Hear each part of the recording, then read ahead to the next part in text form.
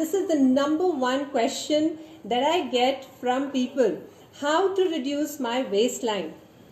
This is a question which is in everybody's mind. Number one question in any talk that I go to, people ask me, Ruma, how to reduce my waistline? And which exercises to do? The another common concern that people come up to me with is, Ruma, I do like 100 crunches, but still I do not see my waistline going down. What is the problem? So we are going to talk about that, because fat is I shouldn't call it with a bad name, but it's a beast that we all need to tackle.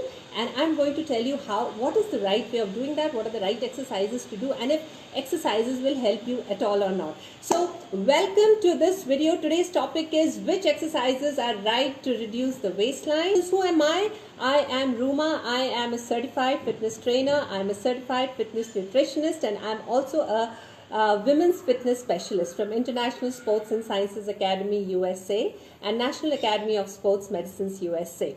And today's topic is which exercises to do to reduce the waistline. Wow, thank you so much, Ashwini, for dropping in a hi. Thanks for everybody for joining in. So let's get started. So before we understand which exercises to do to reduce the waistline, let's ask what is a waistline. So waistline is the abdomen area.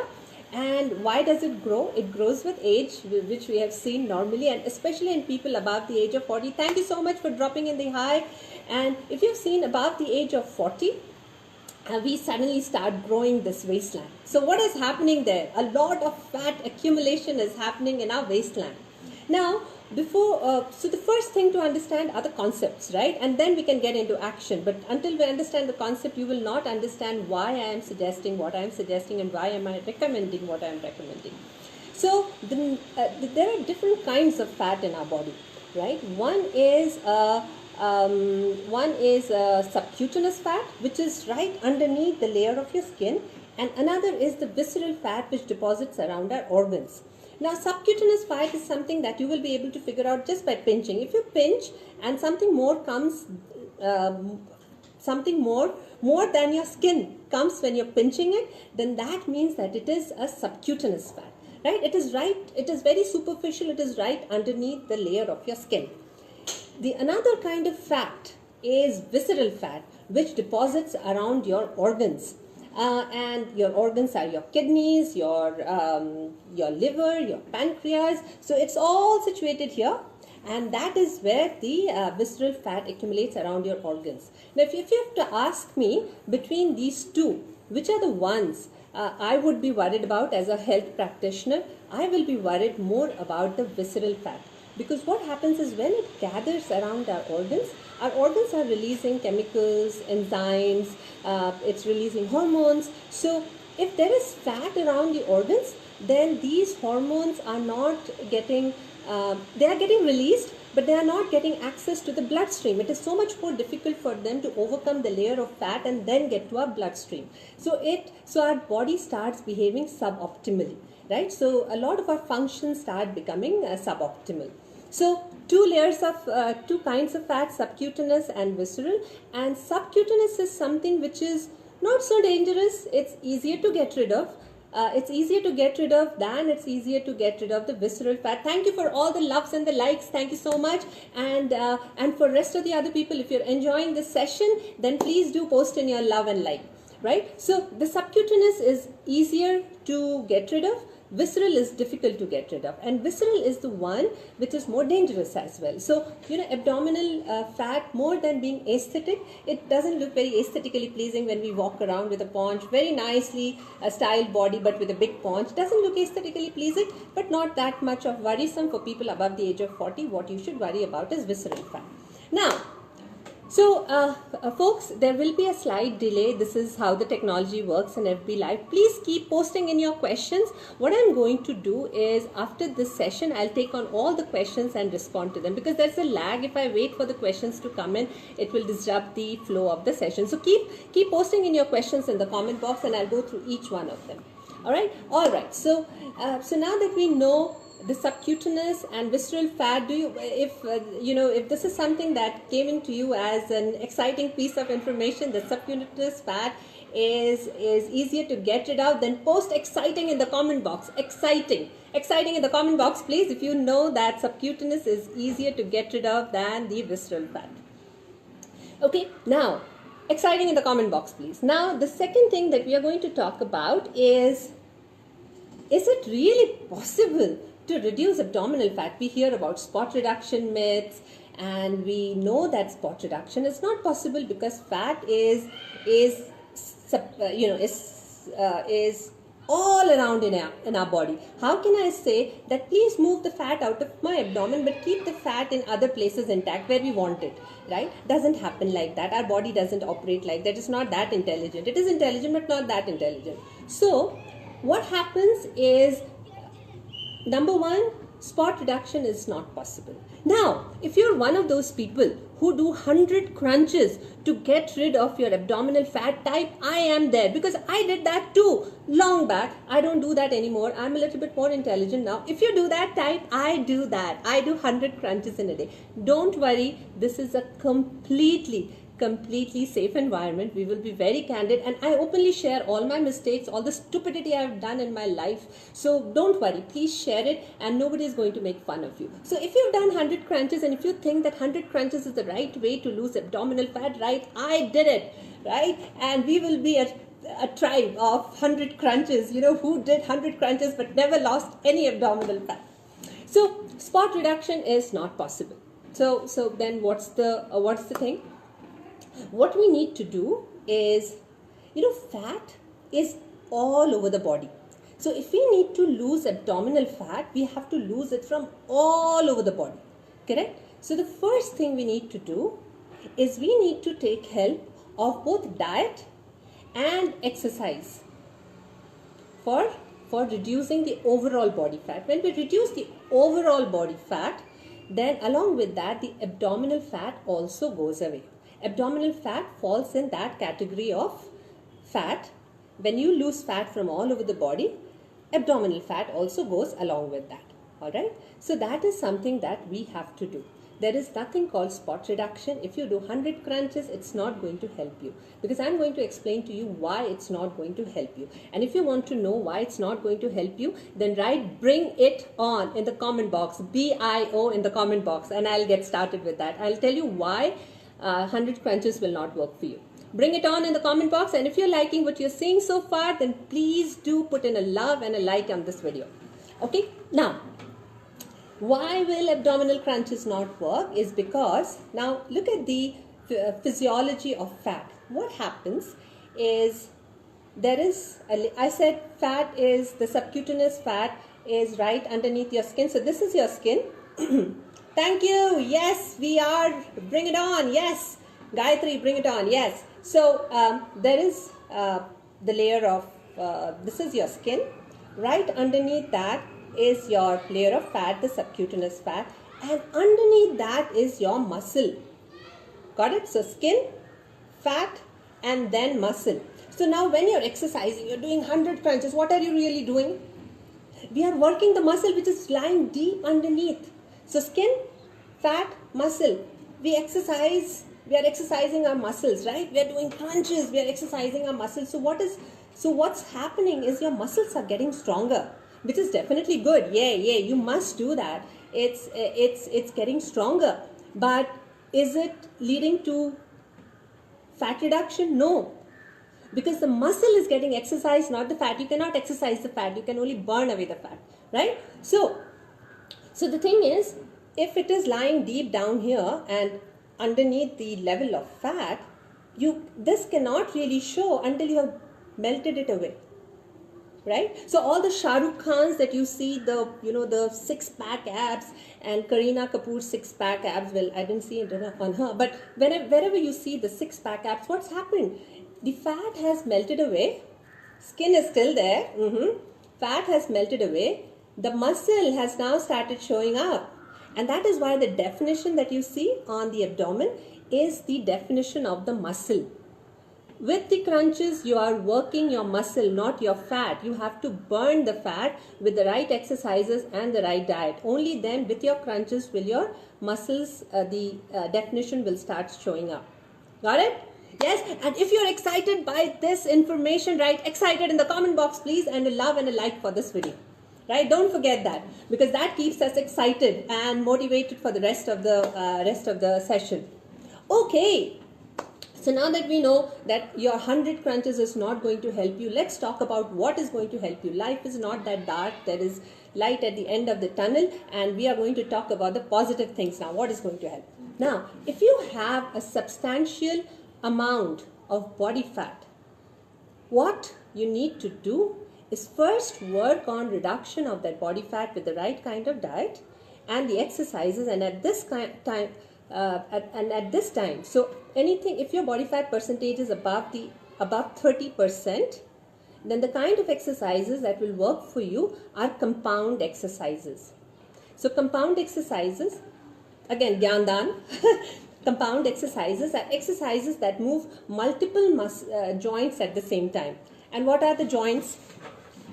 Shoulder joint, elbow joint, wrist, hip, knee, ankle, right? All of these are joints. So a compound movement is a movement or an exercise. Compound exercise is an exercise which, when you do, moves multiple joints at the same time. Now see the difference, yeah? When I do a bicep curl, how many joints are moving? Only one joint, right? So this is not a compound exercise. But instead of that, if I do a push-up, say I do a wall push-up, how many joints are moving? My shoulder joint is moving and my elbow joint is moving. So that is a compound exercise. If I do a squat, if I do a squat, how many joints are moving? Look at me from the side. How many joints are moving? We are moving the knee joint, we are moving the hip joint, right? So that is a compound exercise. When we do a lunge, that is a compound exercise, right? So when you have body fat percentage above 30, men or women alike, you should do compound exercises. Second, you should train the large muscle groups of your body. The large muscle groups are the muscles of the chest, muscles of the back, muscles of the hips, and muscles of the legs, right? So chest, back, hips and legs, not abdominal. Abdominal muscle are very small muscle. No point working the abdomen, doing 100 crunches. That will not work. Do the compound exercises, large muscle group. Because, why? Because when our body fat percentage is above 30%, our primary focus is to lose the fat, right? Because we are trying to work to burn the fat, so the muscle comes upwards, correct? So if the target is fat loss, then compound exercises, larger muscle groups are the kind of exercises that will work, along with interval training. 20 minutes of high interval running, 20 seconds of high interval running with 10 seconds of rest. That will burn your fat. And why does that work? Because that is when you have more muscle in your body, it needs more energy for maintenance. And more energy you need for maintenance, the more it leaches so it takes that energy from the stored fat in your body. Yeah. So when you're even at rest, your body is trying to maintain that muscle mass, and it will start eating that energy from the stored fuel, which is the fat. All right. So that is the funda behind why large muscle groups. So larger the muscle, more the maintenance energy, and more is the fat burn. Got it? So larger muscle group, compound exercises, and again compound exercises because to work larger muscle groups, you need to do compound movements. Most of the larger muscle groups, for example, squats, lunges, push-ups, they all work the large muscle groups, and they are all compound movements if you have noticed. 30% up to, if you are above fat percentage of 30%, then compound exercises, lunges, squats, deadlifts, dumbbell rows, chest presses. These are the push-ups are the exercises that you must do. Work on your muscles. Now, if you're bowled away with this information, then type bowled away in the comment box. Let's keep the energy high, guys. Men and women, keep the energy high, write bold away in the comment box, please. And we are going to now the beautiful, the meatier part of the session, right? So bold away in the comment box, please, and I'll move on to the next section of this session. All right. Well, these will become easier for you, Gayatri. The more you do, the easier they become. And I'm here to help you, right? Okay, great. Now, what happens when you have substantially reduced this body fat percentage, right? Substantially reduce this. Now your muscles will start showing up. Now this is the time for you to focus on isolation exercises.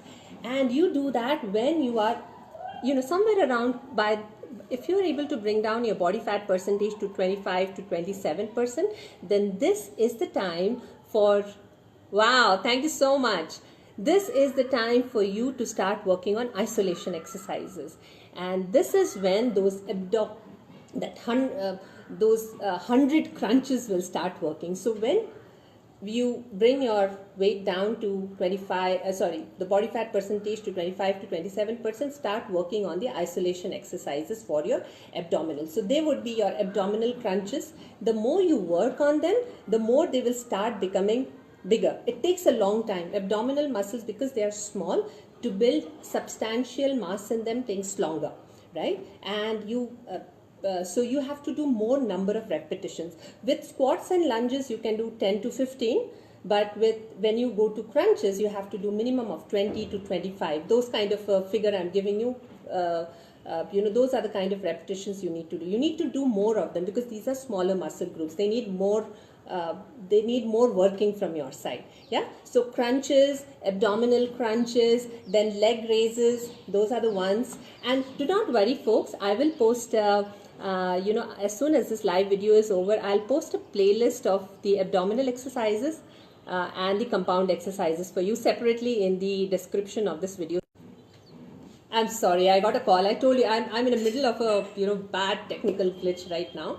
But I'm so glad and I'm so thankful to the audience for the patience and staying put with me in this video. So thank you so much. So yes, abdominal crunches, leg raises, reaching crunches, side dips. These are the exercises that you can do to build the definition on of your abdomen.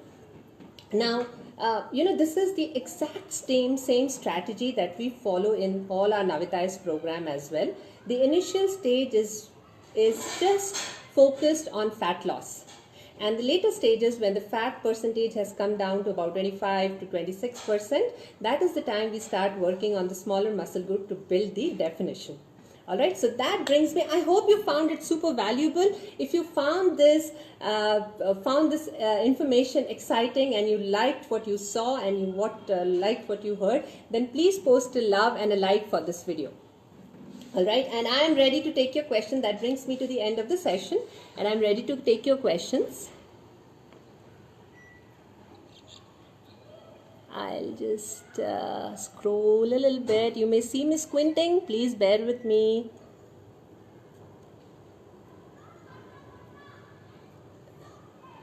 Hi. Thank you so much for all the lovely highs. Exciting, great. Because I get the... Thank you.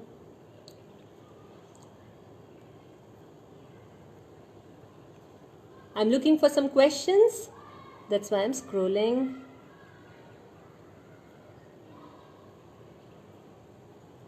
Thank you, Didi. Reena. Alright. So I'm going to bring it a little closer to my eyes. Please don't mind. You'll see a close-up version of me. Someone has serious... So Reena, yes, if you have serious health condition, so when we share information in this video, it is more for a general, general population. If you have deeper health condition, it will be advisable to work with knowledgeable, health consultant, a fitness consultant, a doctor to get more personalized advice. Yeah. And I'm here for you, Reena, so you can ping me anytime and I'll be happy to help you with your questions. But yes, but again, for any health condition, no matter what it be, we have worked with people with PCOS, we have worked with people with hypothyroidism, and you know that with these kind of conditions, it is very difficult for women to lose weight, and even for men who have hypothyroidism. The hypothyroidism is more common in women, but women with the right kind of food and the right kind of exercises have been able to reduce their body fat percentage, yeah, and a lot of their abdominal fat. Okay. What should be the diet, Triveni? All right. So, thank you so much for that question, Triveni. The diet would be, should be more of whole grains. Say no to sugar. I hope you saw the last video of the last Friday's live session. We waged a war against sugar. So say no to sugar. Say no to sugar, no to rice, bring in more whole grains. Rice is not bad, but the kind of rice, the refined kind of rice that we get nowadays is not helping us lose weight. These are all empty carbohydrates. You get good quality of carbohydrates from whole grains like the wheat, ragi, jawar, bajra, rava. These are good kind of carbohydrates. So have more of whole grains, which is, these grains. Whole food, which are pulses like dal, dal, sprouts, legumes, then fruits and vegetables, right? Then the other thing would be increase the intake of protein in your diet. If you are a vegetarian, you could look at paneer, you could look at soya products for your protein intake. If you are a non-vegetarian, then you can look at chicken, fish, egg. These are the common ones. Increase the amount of protein. Have protein in all the meals, breakfast, lunch and dinner. Increase whole grains. Say no to sugar, no to rice, and you should start seeing a lot of benefit. Yeah. I hope that answers your question, Triveni. We have some more. All right. What do you do if someone has all right, Reena, I think I answered that. All right. So I think those are all the questions. I have one more coming in.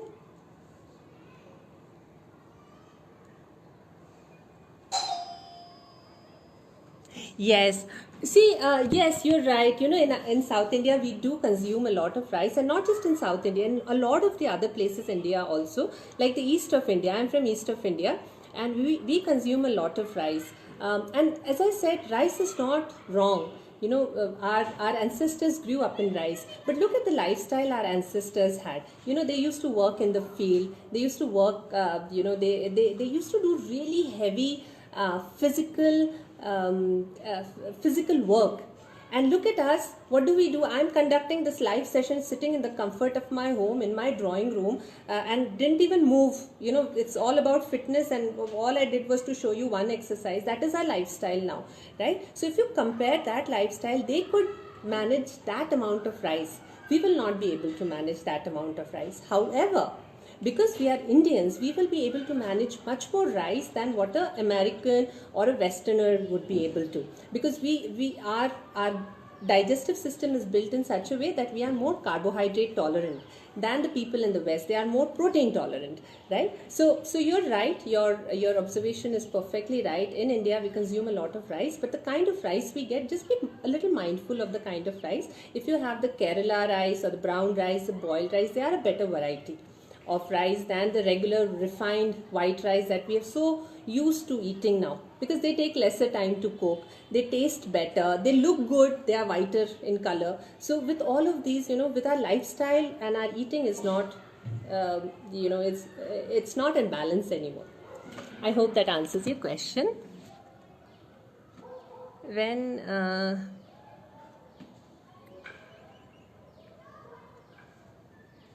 Yes, absolutely, Didi. I think the exercise and the right kind of food can bring a lot of control on different thyroid levels. Thank you so much for sharing that. Ashwini, yes, running will be much effective. Wow, Ashwini, great question. Thank you so much for asking that. Ashwini, running is great. Running is a very good form of exercise. I run thrice a week, and you know, it is not just as an exercise, but also it releases a lot of your emotional stress. I look at running as a time to relieve myself of the entire day's working stress. However, here is about running. When you do long distance running, have you seen the marathon runners? So just visualize two kinds of people. One kind of people, marathon runners, right, who run long distance, long duration runs without stopping. And then think about the runners who do sprint running, like the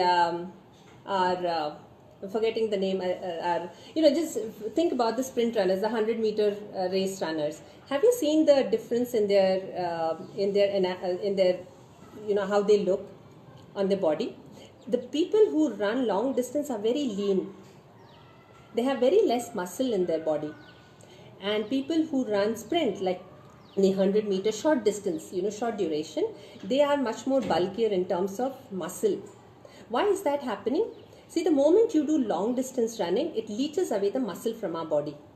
Because that amount of glycogen and that amount of glucose is not running in our body to continue to supply the energy that is needed for a 1 hour, 2 hour kind of a run.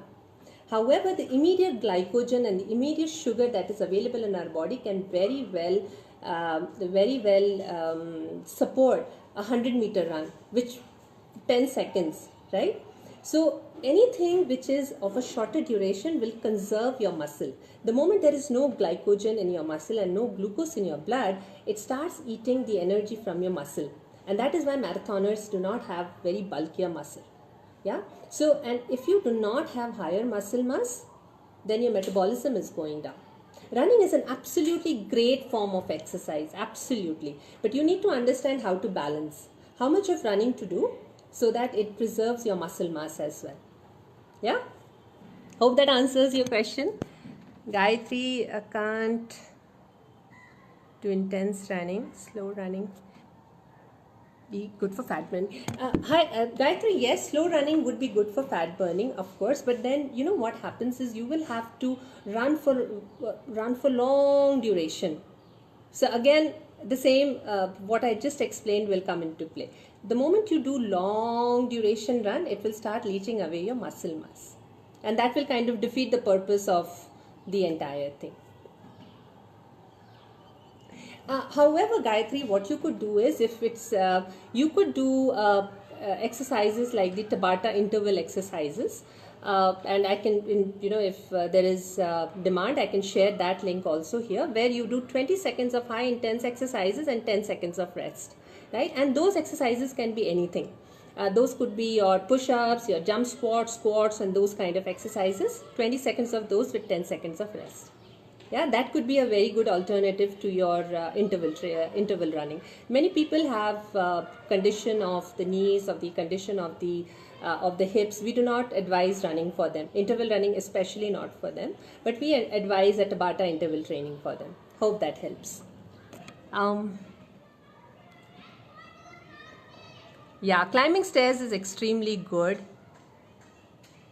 Will walking be of any use? Trivedi, that's a great question. Walking, yes, walking is great, and we covered this in one of the prior videos as well. But walking gives you, for people who are completely sedentary, for the first 1 to 1.5 months, so for the first 4 to 6 weeks, walking helps. But after that, you need a little bit more intense form of exercise because your body adapts. Any kind of exercise that you do, your body adapts for the next 4 to 6 weeks. It's good only for 4 to 6 weeks. It expires after 4 to 6 weeks. It will not give you any benefit. Walking similarly will give you benefit only till that time, 4 to 6 weeks. If you are starting, and if you have walked for 4 to 6 weeks, after that, no matter how much you walk, it only gives us a mental pleasure, relaxation, going out, social. A social meeting with our friends over a walk, but health benefits, no. But still, it's better than doing nothing at all. So if you're not doing anything, you still have to get your 10,000 steps in a day, right? So you should definitely get that. But over and beyond that, you have to increase your level of exercises. I hope that answers your question, Trivedi.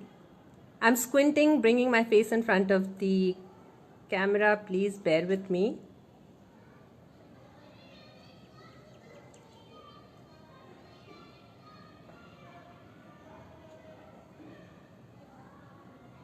One male saying running is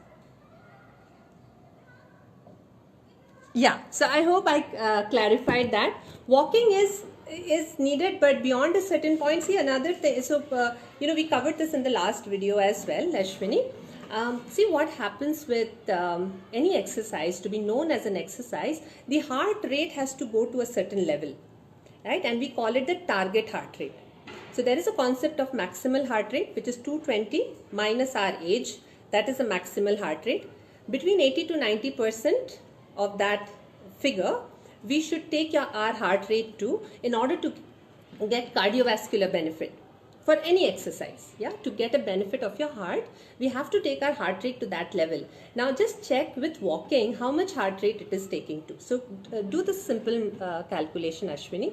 220 minus your age, right? So I'll do it from my side. I'm 220 minus 45, it will be 175 for me, and I'll take 80% of that. All right, 0.8, I'll do a 0.8 of that. It will come somewhere around 150 to 155. If by doing an exercise I'm not taking my heart rate to 155, then that is not giving me any benefit at all.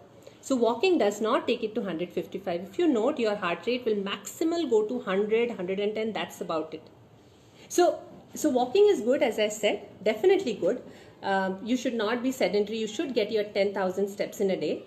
But over and beyond that, you have to do exercises to get cardiovascular benefit, because walking is a type of cardiovascular exercise. To get cardiovascular benefit, you have to exercise at the intensity of 150 or 155. Sorry, for me it's 150, 155 minimal. But for you, just do that calculation. Yeah, I hope that helps. Okay. Thanks so much. Great. Thank you so much. And I'll be here every Friday 5 to 5:30 bringing in valuable topics for you. And now if you want to hear on some specific topic, please do message me, let me know, and I'll talk about that topic. All right. And if you like this video, if you enjoyed this video, do not forget to do a like and a love, and do not forget to like our page, which is Davita, which is where this live session is happening. Do not forget to do that. And I'll see you next Friday without fail, 5 o'clock. All right. I'll be back again. See you. Thank you so much for your patience. Thank you. Bye bye.